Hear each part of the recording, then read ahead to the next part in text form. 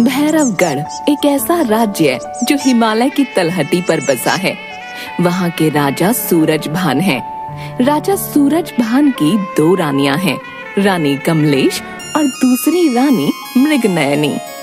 राजा सूरजभान अपनी छोटी रानी मृगनयनी से अत्यंत प्यार करते थे। उसे किसी दुख में नहीं देख सकते थे। राजा का मंत्री बहुत ही कपटी इंसान था। वो हमेशा राजा की नजरों में अच्छा बना रहना चाहता था। अच्छा बनने के लिए कई बार षड्यंत्र रच चुका था। एक बार राज्य में राजमिस्त्री के कार्य हेतु एक ग्रामवासी जिसका नाम भोला था, वो महल में मरम्मत का काम कर रहा था। अरे बहुत बढ़िया काम जानते हो तुम तो, बहुत बढ़िया। कहाँ थे अब तक? नाम क्या है तुम्हारा? महाराज, मेरा नाम सर्वव्यापी है। मेरा कहने का तात्पर्य, मेरा नाम भोला है महाराज, और मैं आपके ही राज्य में निवास करता हूँ। अरे वाह, बहुत बढ़िया। नाम भी और तुम्हारा काम भी। क्यों मंत्री जी, ये राजा कहीं इसको भी महल में कार्यरत न कर ले। मुझे कुछ करना होगा। महाराज, इतना खास भी नहीं है ये। इससे बढ़िया बढ़िया काम करने वाले लोग भी हैं हमारे राज्य में। होंगे मंत्री जी, अवश्य होंगे, लेकिन हमें भोला पसंद आया। आप इन्हें महल के कामकाज के लिए नियुक्त कीजिए। महाराज भोला के द्वारा बनाए खंभे को देखते हैं।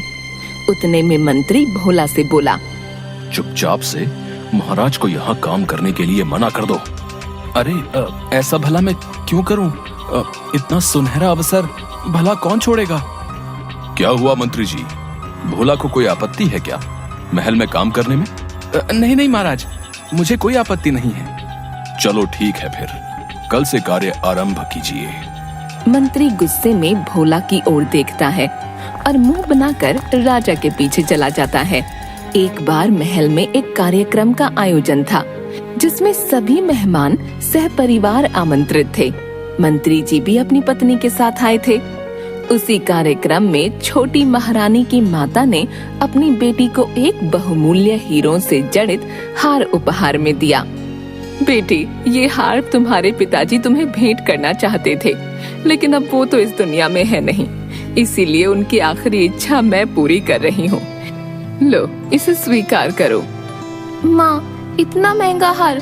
अब पिताजी की इच्छा थी, इसलिए मना भी नहीं कर सकती। धन्यवाद माँ, धन्यवाद।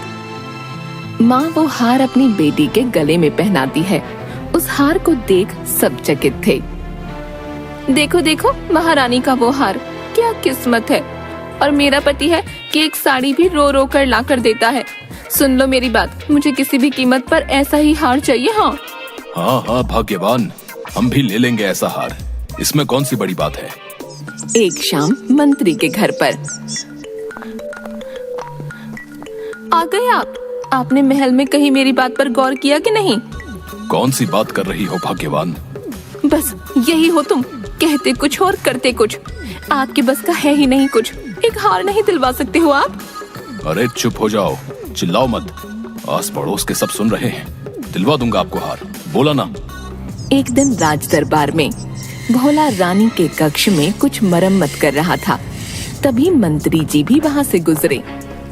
अरे ये भोला आज यहाँ काम कर रहा है, क्यों ना इसको छुट्टी पर भेजकर रानी का हार चुरा लूं और नाम भोला का लगा दूंगा कि भोला हार चुरा कर भाग गया है। वाह, क्या दिमाग पाया है मैंने। भाग्यवान भी खुश हो जाएगी और किसी को मुझ पर शक तक नहीं होगा। ये भोला तो मेरी आंखों में बहुत दिनों से खटक रहा है। भोला के पास जाकर मंत्री, अरे भोला, कैसा काम चल रहा है? सब ठीक है मंत्री जी। रानी के कक्ष में कुछ मरम्मत का काम था, बस वो भी हो ही गया। अच्छा, तुम घर जाने के लिए बोल रहे थे। अभी कुछ दिन महल में काम भी नहीं है। अगर तुम चाहो तो घर हो आओ। धन्यवाद मंत्री जी, धन्यवाद। आपका बहुत बहुत शुक्रिया। इस बार मंत्री जी ने बड़े आराम से छुट्टी दे दी। कुछ समझ में नहीं आया, पर मुझे क्या, बहुत दिनों बाद घर जा रहा हूँ, सब लोग खुश हो जाएंगे। दूसरी तरफ मंत्री जी चुपचाप से रानी का हार चुरा लेता है। थोड़ी देर बाद छोटी रानी अपने कक्ष में अपने हार को ढूंढते हुए। अरे मैंने अपना हार यहीं रखा था, कहाँ गया? दासियों, मेरे सारे कक्ष को छान मारो, मेरा कीमती हार मुझे चाहिए। सब तरफ ढूंढने के बाद भी हार नहीं मिला। तभी महाराज रानी के कक्ष में आए। महारानी, क्या हुआ? ये अफरा तफरी किस लिए? और सब लोग क्या ढूंढने में लगे हैं? महाराज, मेरी माताजी द्वारा भेंट किया हुआ कीमती हार चोरी हो गया। सारे कक्ष में ढूंढ लिया, कहीं नजर नहीं आ रहा। महाराज, कुछ कीजिए। महल में चोरी? ऐसा दुस्साहस कौन कर सकता है? हम पता लगा कर रहेंगे कि आखिर चोर कौन है और उसे कठोर से कठोर दंड दिया जाएगा। राज दरबार में। मंत्री जी, ऐसा दुस्साहस कौन कर सकता है? जल्द से जल्द पता लगाया जाए कि हार किसने चुराया है। महाराज, क्षमा कीजिए, पर मुझे एक व्यक्ति पर शक है। शक? किस पर? बताओ, किसने चुराया है हार? महाराज, कल से भोला गायब है, महल में कहीं दिख नहीं रहा। हो न हो हार चुरा कर वही भागा है। भोला? नहीं नहीं, वो ऐसा नहीं कर सकता। लेकिन सच में भोला ऐसे अचानक कहाँ गायब हो गया? मैं भी वही बोल रहा हूँ महाराज, भोला ही चोर प्रतीत होता है। मंत्री जी, कुछ सिपाहियों को उसके घर पर भेजकर उसको पकड़कर महल में लाया जाए। अगर वो घर पर ना मिले तो उसके परिवार के सदस्यों को उठा लाओ, वो खुद चलकर आएगा। जी महाराज, जैसी आपकी आज्ञा। भोला के घर पर राजा के सिपाही। भोला की पत्नी उस वक्त अपने बेटे को खाना खिला रही थी। सुनो, भोला कहाँ है? कहाँ है वो? जल्दी बताओ। वो तो घर पर नहीं है। क्या बात हो गई? आप लोग ऐसे क्यों ढूंढ रहे हो? चोरी की है उसने, और वो भी रानी के हार की चोरी। नहीं, ये चोरी कभी नहीं कर सकते। महाराज को कोई गलतफहमी हुई है। कोई गलतफहमी नहीं हुई है। महाराज ने कहा था अगर भोला ना मिले तो उसके किसी भी परिवार के सदस्य को उठा लाना। उठा लो इस बच्चे को। नहीं, छोड़ो मेरे बच्चे को, इसे मत ले जाओ। अगर भोला महल में नहीं आया तो इसको फांसी पर चढ़ा दिया जाएगा, बता देना उसको। उसके बाद सैनिक भोला के बेटे को उठा कर ले जाते हैं और बेचारी भोला की पत्नी रोती रहती है। थोड़ी देर बाद जब भोला घर आया तो अपनी पत्नी को रोते देखा। अरे क्या हुआ? तुम रो क्यों रही हो? और गुल्लू कहाँ है? राजा के सिपाही आए थे, वो बोल रहे थे कि आपने रानी के हार की चोरी की है। वो मेरे गुल्लू को उठा कर ले गए हैं और कहा है कि अगर तुम महल में राजा के पास नहीं गए तो उसे फांसी पर लटका देंगे। मेरे बच्चे को बचा लीजिए। क्या? चोरी? रानी के हार की? ऐसा कैसे? जरूर कुछ गड़बड़ है, मुझे जाना होगा। तुम घबराओ मत, हम बेकसूर हैं। मैं राजा को सब बता दूंगा। तभी भोला की पत्नी कपड़े में लपेटकर कुछ रोटी उसको रास्ते के लिए बांध देती है। भोला वो लेकर महल की तरफ निकल पड़ता है। कुछ दूर चलने के बाद जंगल के रास्ते में एक चूहा भागते भागते भोला के पीछे आ छुपा। भोला कुछ समझ पाता, इतने में चूहा बोला, अरे भाई, मेरी मदद करो, मुझे बचा लो, ये सांप मुझे खा जाएगा। तभी सामने से एक सांप चूहे के पीछे भागता हुआ वहाँ आ पहुँचा। ओ भाई, जान ना पहचान, तुम कौन भाईजान? चलो निकलो पतली गली से, ये चूहा तो अपना मस्त भोजन है। देखो सांप भाई, आप इस बेचारे चूहे भाई को मत खाइए, इसकी जान बख्श दो। हाँ हाँ, सही बोल रहे हो भाई, मुझे छोड़ दो। अरे ऐसे कैसे छोड़ दें? घोड़ा क्या घास से दोस्ती करेगा क्या? सुना है क्या कभी? कमाल है यार। मैं अपना शिकार छोड़ दूं? भूखा मर जाऊंगा मैं। हे भगवान, क्या मैं अब नहीं बच पाऊंगा? अरे चूहे भाई, रो मत, कुछ नहीं होगा तुम्हें। सांप भाई, आप समझो बात को, कृपया आप कुछ और खा लीजिए। मेरे पास रोटी है, आप रोटी खा लीजिए। रोटी? ना ना ना ना, बिल्कुल नहीं, रोटी नहीं, बस बोटी चाहिए, बोटी, समझे क्या? मेरा तो मांस खाने का ही मन है। सांप जो ठहरा, आदत से मजबूर हूं भाई। अब हटो आगे से, खाने दो यार, बहुत जोर की भूख लगी है। तुम ऐसे नहीं मानोगे। चलो एक काम करो, तुम चूहे भाई को छोड़ो, मेरी जान का मांस खा लो। जैसी आपकी मर्जी, मुझे तो मांस खाने से मतलब है। अजीब इंसान हो यार, एक जानवर के लिए तुम अपनी जान की भी परवाह नहीं कर रहे हैं? बहुत भले इंसान हो तुम। चलो, बख्शा मैंने तुम दोनों को, तुम लोग भी क्या याद करोगे। बहुत बढ़िया, ये हुई ना बात। चलो भैया, आप लोग अब जाओ, मुझे जरा जल्दी है। धन्यवाद भोला भाई, अगर आप नहीं होते तो आज मैं इस सांप के पेट में होता। 100 आने सही बात है भाई, बस आपकी वजह से बख्शा है इस चूहे को मैंने। वैसे आप इतनी जल्दी में जा कहाँ रहे हैं? भोला सांप और चूहे को पूरी बात बताता है।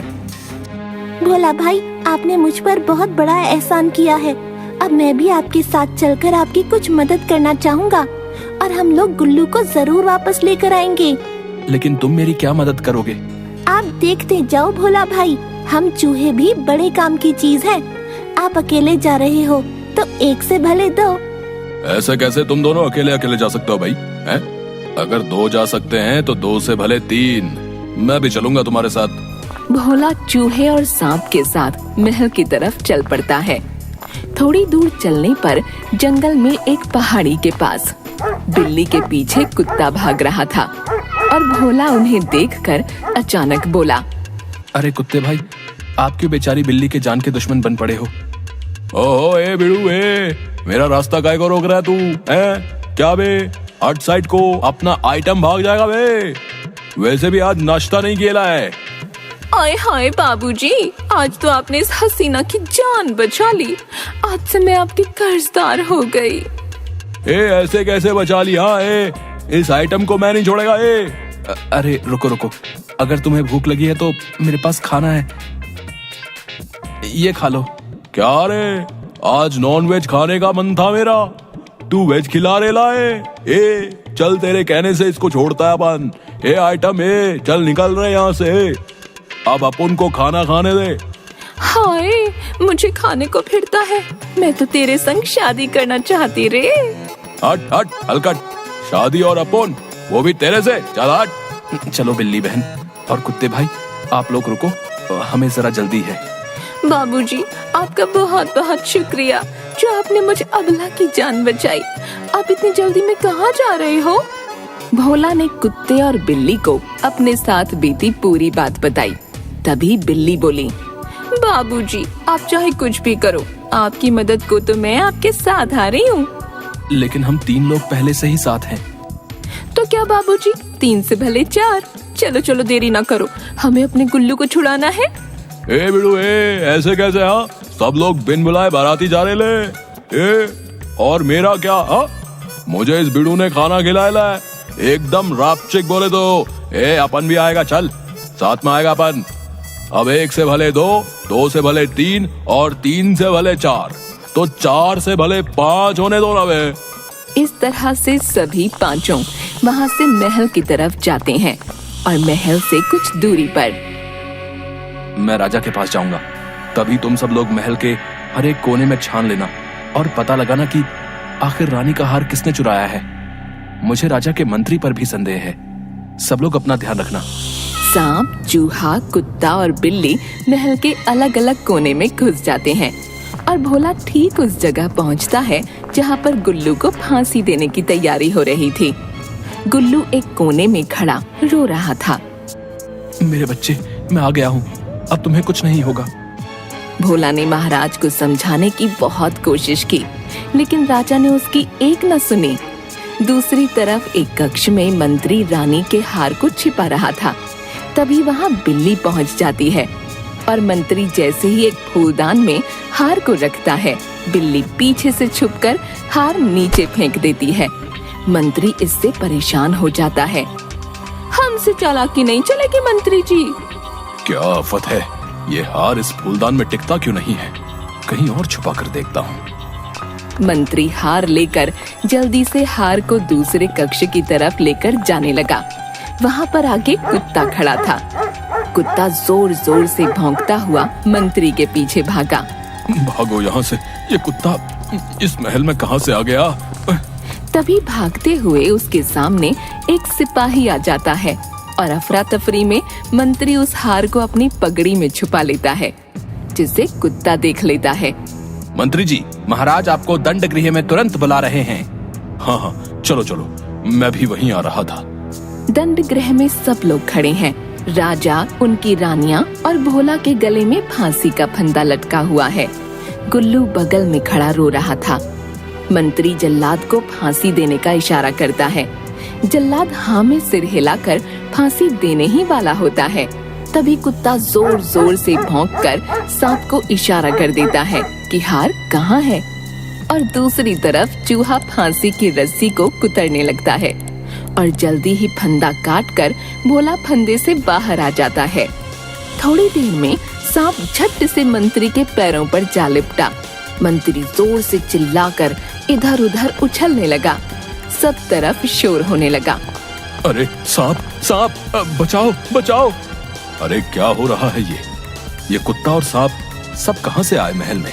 भागते हुए मंत्री से संभला नहीं गया और वो रानी के सामने जा गिरा, जिससे उसकी पगड़ी दूर जा गिरी और हार रानी के सामने। ये देख सब दंग रह गए। मंत्री जी, ये हार आपने चोरी किया था? ये क्या मंत्री जी, आपका ऐसा दुस्साहस, और मैंने भोला की बातों पर जरा भी भरोसा नहीं किया। भोला गुल्लू को उठाते हुए, महाराज, हम गरीब जरूर हैं पर चोर नहीं। मुझे नहीं पता मंत्री जी ने मेरे साथ ऐसा क्यों किया। ऐसी गलती की सजा तो बस मौत है। सिपाहियों, मंत्री को फांसी पर चढ़ा दो। महाराज, कृपा करके आप मंत्री जी को एक क्षमादान दे दीजिए। भोला, सच में तुम साक्षात भोला हो। हम तुमसे बहुत प्रसन्न हैं और तुम्हें आज से अपना नया मंत्री घोषित करते हैं। लेकिन एक बात बताओ, ये बिल्ली, चूहा, कुत्ता और ये सांप, ये सब आए कहाँ से? महाराज, आज मेरे साथ ये सब साथी नहीं होते तो मैं अपने आप को बेगुनाह साबित नहीं कर पाता। और इस तरह भोला की ईमानदारी और सच्चाई की आखिर में जीत हुई और दुष्ट मंत्री को राज्य से निकाल दिया गया।